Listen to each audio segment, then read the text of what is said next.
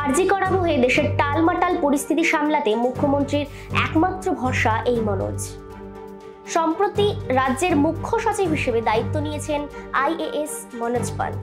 বর্তমান রাজ্যের আমলা হিসেবে সবচেয়ে বড় পদাধিকারী মনোজ পান্থ, যিনি বর্তমান পরিস্থিতিতে মমতার ছায়াসঙ্গী হিসেবে কাজ করছেন। সব জল্পনার অবসান ঘটিয়ে একাধিকবার আলোচনার পর কলকাতার নগরপাল বিনীত গোয়েলকে সরিয়ে দিয়ে নিয়ে আসা হয় আরও এক মনোজ পান্থকে। গত মঙ্গলবার কলকাতার পুলিশ কমিশনার হিসেবে নিয়ে আসা হয় এই আইপিএস মনোজ বর্মাকে। আরজিকর কাণ্ডের রাজ্যে যে তোলপাড় নাগরিক সমাজের পথে নামার জেরে প্রশাসনের যে তোলপাড় পড়ে গিয়েছিল তা সামাল দিতে শেষমেশ ভরসা এখন এই দুই মনোজ।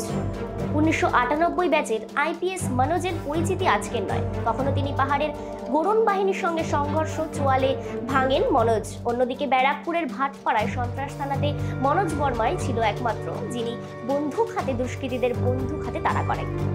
মনোজের এই দুই বিখ্যাত দু একদিনের নয়, বাম জামানার জঙ্গলমহলের জঙ্গি দমনের গুরুত্বপূর্ণ ভূমিকা পালন করেছিলেন এই মনোজ, এবং তারপরে তাকে উত্তরবঙ্গের পাহাড়ে শান্তি ফেরাতে ভূমিকাও পালন করেছেন অনেক। তারপরে বর্তমান পরিস্থিতিতে কলকাতা পুলিশের মানুষের কাছে আশ্বাস ফেরাতে এখন ভরসা এই মনোজ।